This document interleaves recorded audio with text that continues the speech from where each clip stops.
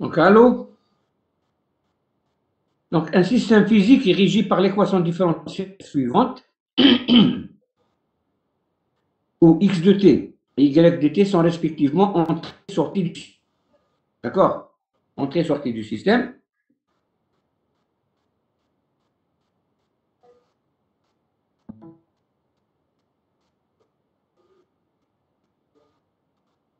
Entrée et sortie du système. Y de t, dont les conditions initiales sont nulles. Donc là, on vous dit que les conditions initiales sont nulles et on vous demande d'en déduire la fonction transfert g de s égale à ys.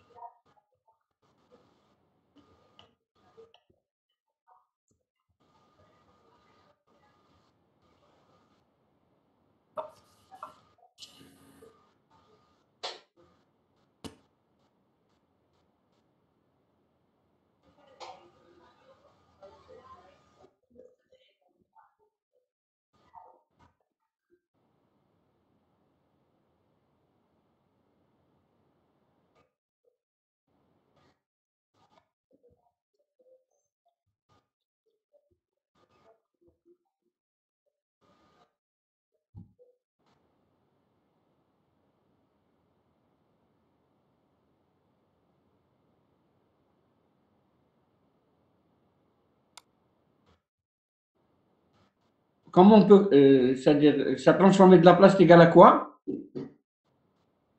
Voilà l'équation différentielle. Donc, ça sera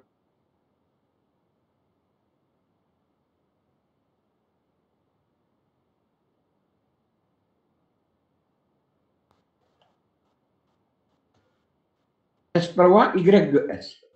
Je viens Y de S, donc plus 15 S de Y de S. Y prime, donc plus S fois 50, bien sûr, plus Y de S. De l'autre côté, nous avons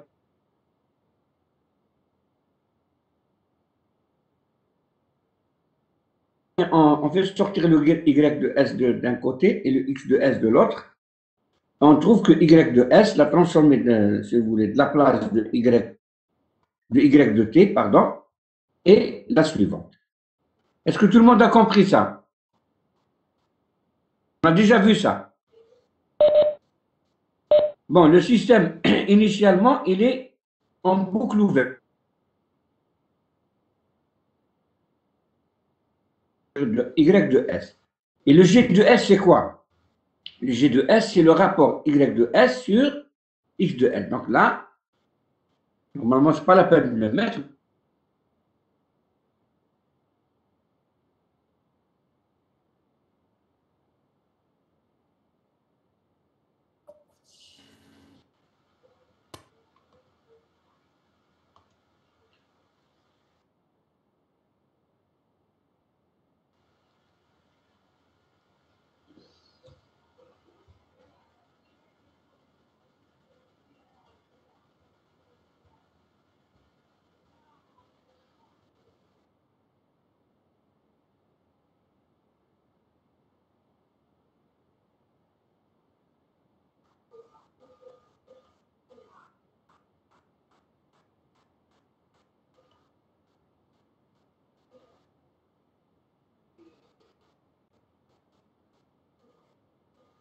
Processus physique qui est régi par l'équation différentielle suivante que vous voyez devant vous, où X de t, Y de t sont respectivement l'entrée-sortie du système.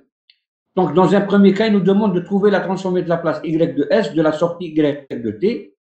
Il nous donne une information importante, c'est que les conditions initiales sont nulles. Donc, voilà, nous avons cette équation différentielle. Donc, puisque les conditions initiales sont nulles, la transformée de la place de la troisième dérivée de y, c'est S3 y de S. Ensuite, la deuxième dérivée, c'est S2 y de S. La première dérivée, pardon, c'est SY de S. Y de t, la transformée de la place de y de t, c'est y de S. Et de l'autre côté, la même chose. Nous avons x', donc c'est Sx x de S, et x de t, x de S. Et nous obtenons, si vous voulez, cette équation. On fait sortir le y de S à gauche et le x de S à droite. On obtient, si vous voulez, cette équation. Et de là, nous avons y de S est égal à cette expression-là, que vous voyez devant vous. D'accord?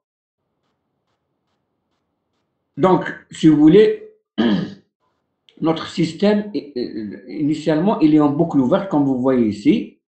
Nous avons G de S et l'entrée X de S et la sortie Y de S. Et Y de S est égal à cette expression-là que nous venons de trouver. Après, il nous demande d'en déduire, si vous voulez, la fonction de transfert du système, qui est égale à Y de S sur X de S. Donc, c'est très simple. Nous avons la fonction de transfert G de S est égale à KS plus 50K sur S au cube plus 15S carré, 50S plus 1. D'accord. Ici, c'est S carré, hein. Ça, c'est S carré. S carré, pardon.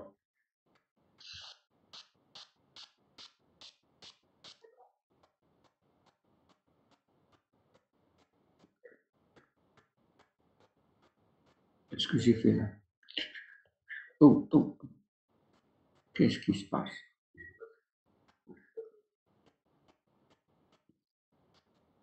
C'est pas S3, c'est pas S2, donc c'est S au cube. Attendez, je vais essayer de diminuer les. Ah non, non, non, non.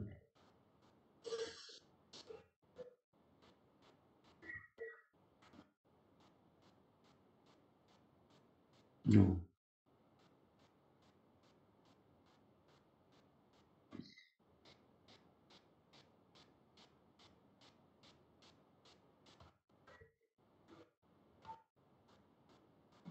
S au cube, S au cube, plus, bon, S au cube plus 15S carré plus 50S plus 1. Donc, je vais remplacer ça ici, si vous voulez. Donc, C. Je vais le mettre ici.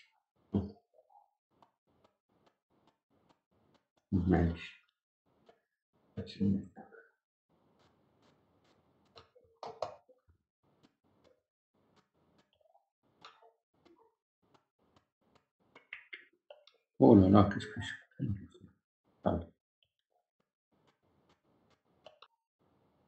Après, qu'est-ce qu'ils nous disent? On a trouvé G de S. Soit un système asservi à retour unitaire dont la fonction transfert est G de S. Donc, un système asservi, ça veut dire que c'est un système bouclé, à retour unitaire. Donc, nous allons avoir ce schéma. Un système asservi, G de S asservi. Donc, il y a une boucle, mais il y a un retour unitaire. Donc, il n'y a rien ici. Il n'y a pas une fonction transfert dans la boucle de retour. Donc, nous avons, si vous voulez, cette fonction, ce schéma. On nous demande de trouver la fonction de transfert dans ce cas, x de s, t de s égale à x de s sur x de s. Mais dans cette situation, tout à l'heure, il n'y avait pas la boucle fermée, si vous vous rappelez. Voilà, c'est ouvert. Et là, c'est une boucle fermée. On a l'habitude de le faire, c'est très simple. On écrit la chose suivante. C'est quoi y de s? C'est g de s fois son entrée, fois y de s. Et y de s, c'est quoi? C'est la sortie de ce comparateur. Donc, c'est x de s moins y de s. Nous avons ces deux équations. Nous cherchons, nous, si vous voulez, la fonction de transfert. Donc, nous remplaçons y de s dans la première. Donc, nous obtenons y de s égale à g de s fois y de s. Et en remplaçant, on obtient ça. Ensuite, on remarque que nous avons y de s ici et y de s ici. Donc, on fait sortir y de s à gauche et x de s à droite. Donc, y de s, facteur de g de s fois y de s. Donc, quand on la ramène sur côté, ça devient plus. Donc, nous avons y de s, facteur de 1 plus g de s, égale à g de s fois x de s. Et de là, T de S égale à Y de S sur X de S, c'est G de S sur 1 plus G de S, que vous voyez devant vous. Est-ce que tout le monde a compris ça? Allô? Je vous parle. Oui, monsieur. Oui, فهمنا. Comme vous m'entendez? Oui, ça, ouais. D'accord. Oui, monsieur, oui. D'accord. Et de là, Oui, monsieur. d'accord, d'accord. Un peu en retard, mais ça va. Qu'est-ce qu'il nous demande de calculer? Regardez, bon, on a déterminé, si vous voulez, la fonction de transfert. Ensuite, donner la fonction de transfert T de S, on a trouvé. À calculer l'erreur de position. Quand U de T est un échelon unitaire, quand X de T égale U de T et U de T est un échelon unitaire, on déduit la valeur de Y finale. La valeur finale de Y de T ou bien de Y finale. Donc, regardez. Pour calculer l'erreur, on reprend, si vous voulez, les deux équations de tout à l'heure. De tout à l'heure. Mais seulement dans ce cas, comme on cherche l'erreur, on remplace le Y ici. Donc, nous aurons X de S moins G de S, epsilon de S. C'est ça le Y. Et de là, on fait sortir le epsilon. Remarque qu'il y a epsilon de S ici et epsilon de S ici. Donc, nous avons epsilon de S, facteur de 1 plus G de S, égale à X de S. Et de là, epsilon de S, on va trouver cette expression. D'accord? Maintenant, pour le calcul de l'erreur, nous avons une formule que nous avons vue. L'erreur finale est égale à epsilon final égale limite de t tend vers l'infini d'epsilon de t. Mais comme nous n'avons pas epsilon de t, nous avons epsilon de s. Donc, limite de s tend vers 0 de s epsilon de s.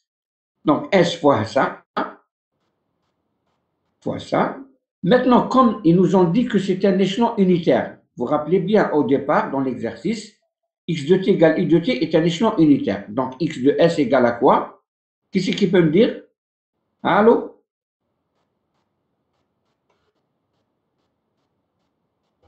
Mademoiselle Tamari. Mademoiselle Tamari. Vous êtes là? Oui, monsieur. Donc, nous avons U de t, x de t est un échelon unitaire. Donc, x de s est égal à quoi? Allô?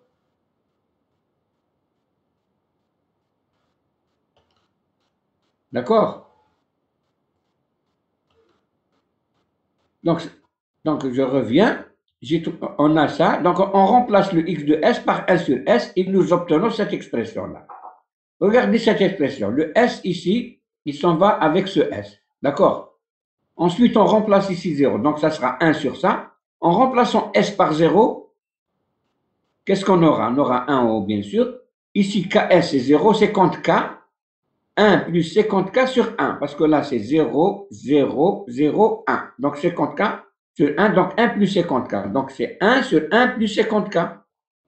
L'erreur, c'est l'erreur de position. L'erreur finale, ou bien l'erreur de position finale, bien sûr. L'erreur de position finale. D'accord? Donc, calcul l'erreur de position finale. Donc, on obtient 1 sur 1 plus 50k. Après, qu'est-ce qu'ils nous disent? En déduire Y final. Comment on fait pour calculer Y final? Qui c'est qui peut me dire? Allô? Benafla, monsieur Benafla. Moins X de S moins Y de S. Donc, epsilon de T égale X de T moins Y de T. Donc, on a ça. Donc, Y final, c'est quoi? C'est 1, parce que X de T, c'est un échelon unitaire, c'est 1. Moins epsilon final, donc moins 1 sur 1 plus 50. Ça, on aura, si vous voulez, 50K sur 1 plus 50K. D'accord? Donc, ça, c'est l'erreur, la valeur finale de Y. Qu'est-ce qu'ils nous disent?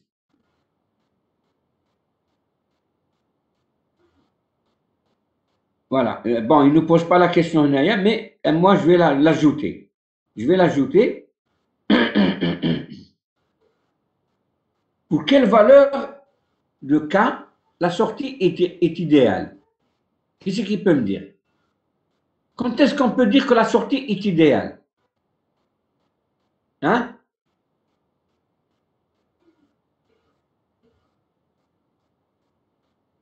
consigne. Donc, suivre la consigne. Donc, nous avons, si vous voulez, la sortie idéale, c'est entre y de t égale à 1 ou bien l'erreur est égale à 0. Donc, on prend soit y de t est égal à 1, soit l'erreur est égale à 0. Si vous prenez l'erreur est égale à 0, ça veut dire que k doit donc vers l'infini. 1 sur l'infini, ça fait 0.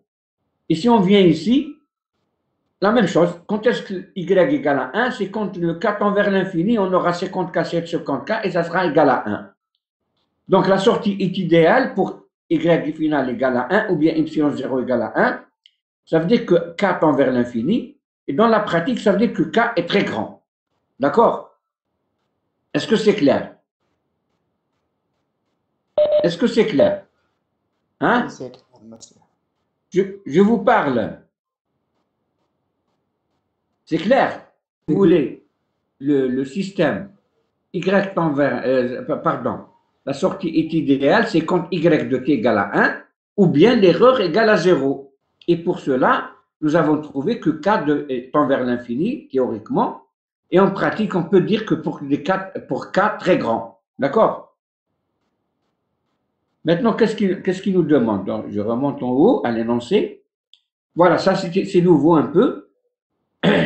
Ils nous disent pour améliorer les performances de ce système, parce que regardez, si K est faible, pour K est faible, l'erreur est importante. Donc, pour améliorer les performances de ce système, on introduit un régulateur PI. Ce qu'on appelle un régulateur PI que nous allons voir par la suite. Sa fonction de transfert R de S est égale à Kp, facteur de 1 plus STI sur STI. Et là, on vous donne Kp égale à 2 et Ti égale 0,5. D'accord? On introduit un correcteur PI dans la chaîne directe. Ça veut dire qu'on vient au schéma ici, juste à l'entrée de Y de S, on met une fonction de transfert R de S qui est le régulateur. Donc le schéma devient comme suit. Voilà le schéma. Donc on met le R de S juste à l'entrée de régulateur. Donc là, nous avons, si vous voulez, un nouveau système. Nous allons calculer R de S, la formule, vous l'avez en haut, et elle est là. En remplaçant le TI par 0,5 et le KP par 2, nous obtenons, si vous voulez, le rapport suivant, 2 plus S sur 0,5 S. Donc c'est ça, la fonction de transfert du régulateur. Maintenant, là, je l'ai donné directement T de S qui est égal à Y de S sur F de S. C'est-à-dire que on calcule de la même façon que tout à l'heure, ou bien il suffit de dire que G de S, nous avons un G de S' qui est égal à RS fois G de S. On remplace G de S par le produit RS fois G de S. Et nous obtenons, si vous voulez, la fonction de transfert. Sinon, si vous voulez, on prend les deux équations ici, pardon, voilà. Je vais prendre tout ça, regardez.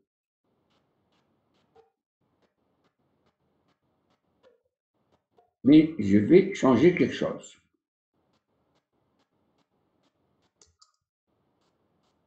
Donc, je vais le mettre ici pour démontrer ça. Donc ça, là il nous manque un R de S. S. Et là, ça sera G de S fois epsilon de S. Pardon. On a R de S aussi.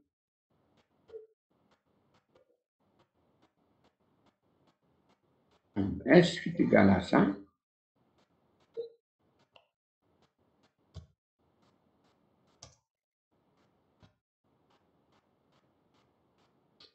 Ah non.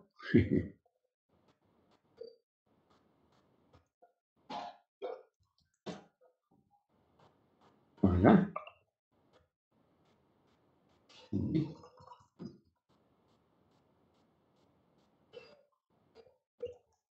Voilà. Et de là, nous aurons ici.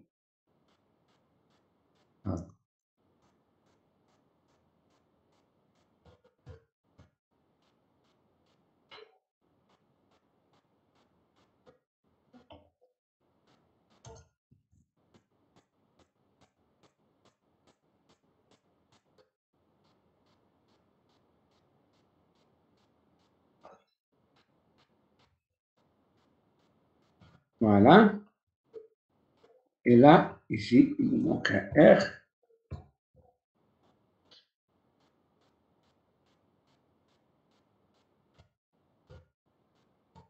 Voilà. Et là, Y de S, T de S égale Y de S sur X de S, et ça sera ça. D'accord?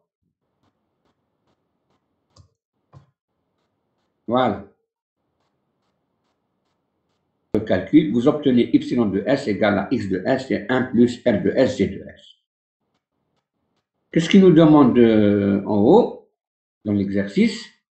Calculer, dans ce cas, l'erreur de position en régime permanent, ainsi que la valeur de la sortie. Donc, on commence par calculer l'erreur de position. Nous avons, si vous voulez, l'expression qui est la suivante. Donc, l'erreur de position, c'est toujours la même formule. C'est limite de t tend vers l'infini d'epsilon de t est égale à limite de s tend vers 0 de s epsilon de s, en remplaçant, si vous voulez, le epsilon de s par son expression et le x de s par 1 sur s, nous obtenons, si vous voulez, cette formule. Et là, le s en haut, avec le s ici, il s'en va. Donc, on aura ça. Et en remplaçant le S par 0, vous remarquez qu'on va avoir ici. Ici, ça sera 50K sur 1. Et là, c'est 2 plus 0, ça fait 2 sur 0. 2 sur 0, ça fait 1 sur 0. Pardon, 2 sur 0, ça fait l'infini. Donc, ça sera ici le 1 sur l'infini. Et 1 sur l'infini, il va vous donner epsilon, l'erreur égale à 0. Est-ce que c'est clair? Allô? Vous suivez, Yahé? Oui, c'est clair. Hein? C'est clair. Oui, monsieur. Regardez, Là, on trouve l'erreur finale est égale à 0. C'est grâce à quoi qu'on a l'erreur est égale à 0? Qu'est-ce qu'il y a eu comme changement? Hein? Allô? C'est grâce à quoi qu'on a l'erreur est égale à 0? Donc le régulateur, il amène, si vous voulez, il minimise l'erreur. D'accord? Il élimine, si on veut dire, l'erreur. C'est son rôle d'ailleurs, c'est ça le régulateur. Donc la sortie va suivre fidèlement l'entrée, parce que l'erreur est égale à 0. D'accord? Maintenant, il nous demande de trouver Y. Comment qu'on fait pour déterminer Y? Donc, il y a deux façons de le faire. La première, c'est celle-ci. Y final égale à 1 moins epsilon final. Donc, 1 moins 0 égale à 1. D'accord? Et la deuxième, c'est celle-ci. C'est limite de Y de t quand t tend vers l'infini, ou est égal à limite de S tend vers 0 de SY de S. Et on a le Y de S, si vous voulez, c'est ça. Et donc, en remplaçant, on va avoir, si vous voulez, après tout calcul, on va trouver que l'erreur, si vous voulez, pardon, que Y final est égal à 1. D'accord? Parce que vous remplacez dans cette expression le S par 0, ça sera 0. On a 0, donc 50K fois 2, ça fait 100K. Ici, ça fait 0. 0, ça fait 1. Ici, 0,5. S, ça fait 0. Tout ça, c'est 0. Et là, vous aurez 0, ça fait 2 fois 50K, 100K. 100K sur 100K, ça fait 1. D'accord? On trouve que Y final égale à 1. Donc là, la sortie est égale à 1, quelle que soit la valeur de K. D'accord? Donc c'est grâce au régulateur. Le régulateur qu'on a placé à l'entrée du système. Voilà. Celui-ci. Le R de S. Vous voyez que le régulateur, il élimine l'erreur de position. Est-ce que c'est clair? Allô?